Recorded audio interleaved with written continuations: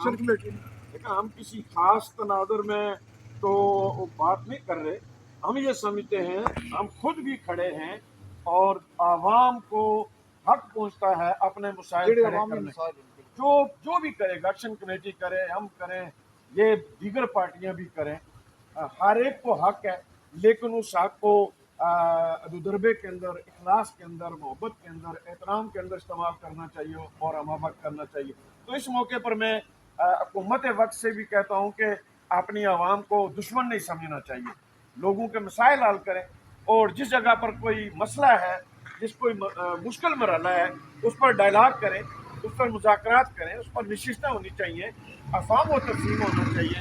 हमें आवाम को भी अपना समझना चाहिए और आवाम को भी अपने हुक्मरानों को और अपनी क्यादतों को दुश्मन की तरह ट्रीट नहीं करना चाहिए। वो जो उनकी करप्शन है, सियासतियाँ हैं, वो भी इनकार करनी चाहिए।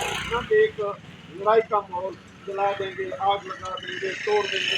रियासत की एक जंगली तूत की टहनी से लेकर उसकी दफ्तर और गाड़ी तक, ये आपको सबको पता होना चाहिए अवाम की है और अवाम की प्राप्ति है, इसका हिफाजत करनी चाहिए। हाँ, जो लोग मुतालबा करते हैं, ये हुकूमत को भी नाराज होने का कोई हक नहीं है, इसलिए कि अवाम अपने टैक्सों से दिए हुए पैसे से अपने वसाइल मांगते हैं, वो अपना हक मांगते हैं। वो बिजली हो, वो शारात हो, वो सड़कें हो, स्कूल हो, पानी हो, जो चीज़ें भी हैं वो उनका हक है, उनको देना चाहिए। हुक्मरानों को भी आगे बढ़ना चाहिए। अशरफिया की सहूलियात और हुक्मरान अपनी सहूलियात तो धड़ाधड़ इजाफा करते जा रहे हैं, लेकिन अवाम जो है ना वो परेशानी के हाल में।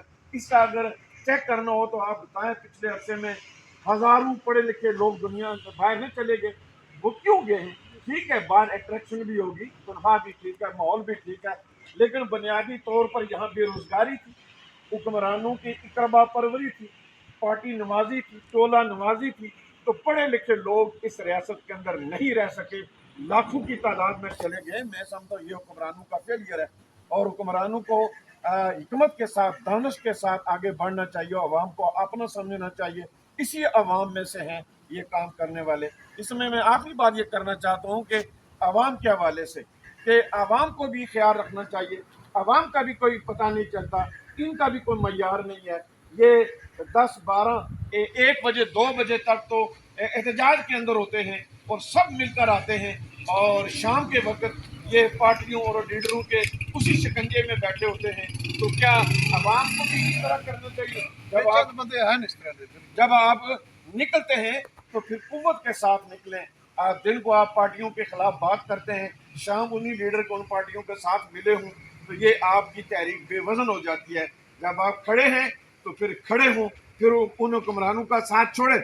अगर आप 12 बजे एहतजाज करते हैं, आप समझते हैं कि ये हुक्मरान ठीक नहीं है, तो उन्हीं पार्टियों के पास क्यों जाते हैं? फिर खड़े हो जाएं, नई पार्टी बनाएं, नए लोगों को तलाश करें, नए लोगों को मौका दिया जाए। जरूरी है 70 साल से करप्शन का रोना भी रोते हैं और उनका वजन भी उठाते हैं कंधों पर। नहीं समझता, आवाम को भी ये डबल स्टैंडर्ड नहीं रखना चाहिए।